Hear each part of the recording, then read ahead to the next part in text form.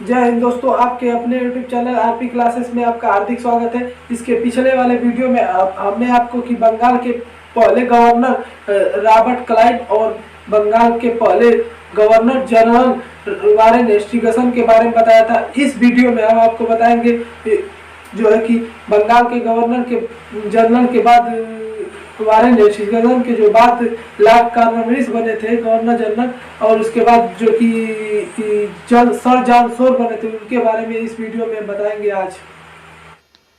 Lord Cornwallis जो है कि 1700 कब बना, 1785 से 1793 तक, मतलब करीब 8 बरिस जो है कि बंगाल का गवर्नर जनरल रहा।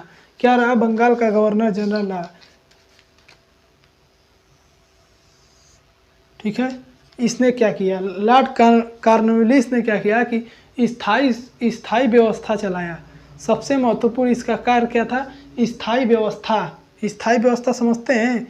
स्थायी व्यवस्था का मतलब होता है, स्थायी व्यवस्था जो है कि कोई उत्पादन की भू राजस्व जो होता था, मतलब कृषि का जो उत्पादन होता था, उसमें जो है कि जो कि किसान जो खटते थे इसमें, उन लोगों को 1 रुपया नहीं दिया जाता, 1% नहीं दिया जाता था, मतलब।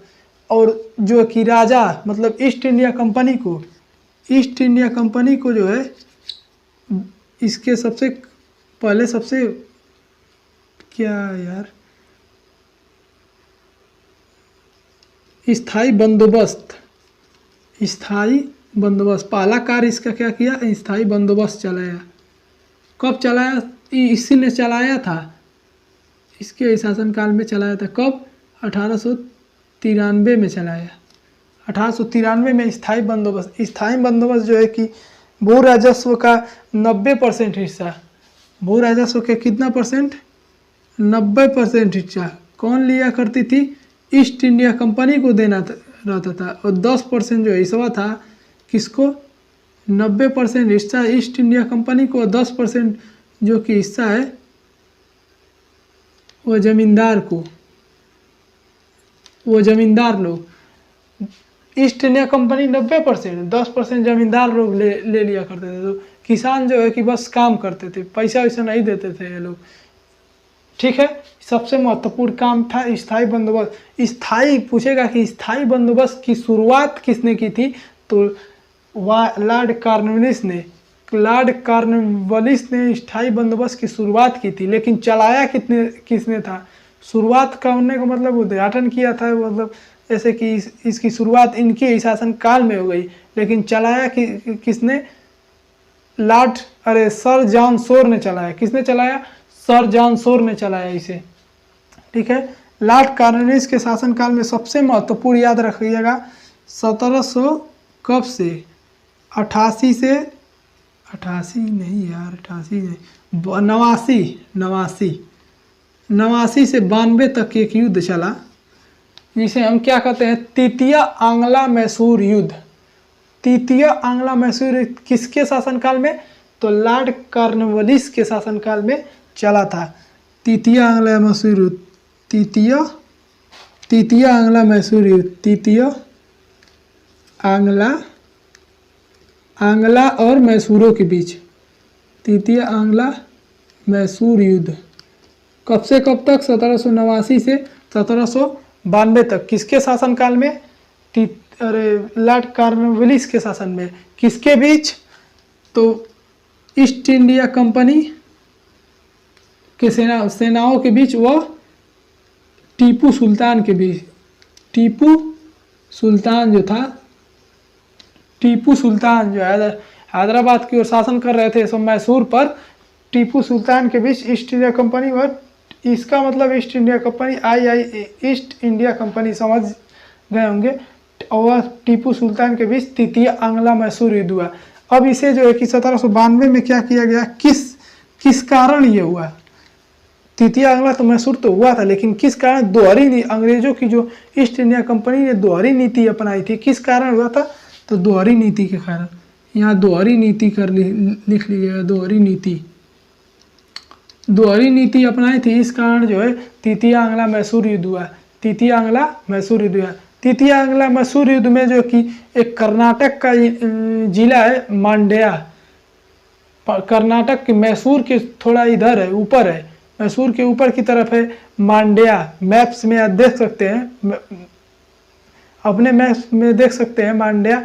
यहाँ पर मैप से यहाँ पर देख सकते हैं कि बेंगलुरु का जो, अरे कर्नाटक का मांड्या था, उसमें एक संधि हुई, किसे उसे क्या कहते हैं, श्रीरंगपट्टनम की संधि। श्रीरंगपट्टनम 1793 से 1798 तक बंगाल का गवर्नर जनरल रहा। ठीक है, इसका एक बात सबसे महत्वपूर्ण है, इसने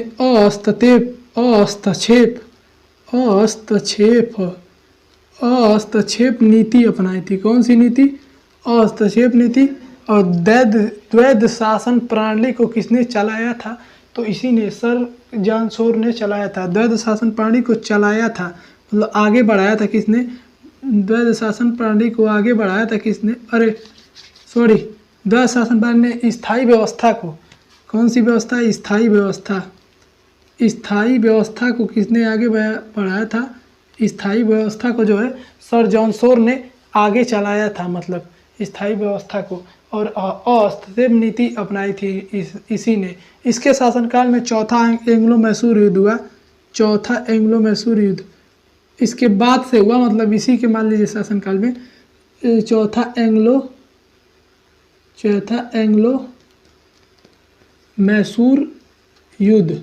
चौथा एंग्लो मैसूर युद्ध में जो है कि यह ईस्ट इंडिया कंपनी, एक तो ईस्ट इंडिया कंपनी हो गई, एक हैदर अली जो हैदराबाद का शासक था, हैदर अली व टीपू सुल्तान के बीच हुई थी। किसके बीच? टीपू सुल्तान के बीच हुई थी। कि इसमें जो है कि टीपू सुल्तान मारा गया था। पूछेगा कि किस युद्ध में टीपू सुल्तान मारा गया था? तो हैदराबाद, चौथा एंग्लो मैसूर युद्ध में टीपू सुल्तान मारा गया था। और टीपू सुल्तान जब मारा गया तो अंग्रेजों ने यहाँ पर मैसूर पर कब्जा कर लिया। अंग्रेजों ने मैसूर पर भी कब्जा कर लिया। ठीक है, ब्रिटिशों ने मैसूर पर कब्जा कर लिया। पूछेगा और स्थायी व्यवस्था को किसने चलाया था? स्थायी व्यवस्था की शुरुआत किसने की थी? स्थायी व्यवस्था की शुरुआत लॉर्ड कॉर्नवालिस ने। और चलाया किसने था? सर जॉन शोर ने चलाया था इसे। सर जॉन शोर से, जोरों शोर से चलाया था सर जॉन शोर ने। और हस्तक्षेप नीति किसने अपनाई थी? हस्तक्षेप नीति सर जॉन शोर ने अपनाई थी। किसने? सर जॉन शोर ने अपनाई थी। और इसके शासनकाल में यही 3 महत्वपूर्ण चीज़ें थी जो आपको बता दिया मैंने। जो आपको अच्छा लगा तो चैनल को सब्सक्राइब कीजिए, लाइक कीजिए और बेल आइकन को जरूर दबाइएगा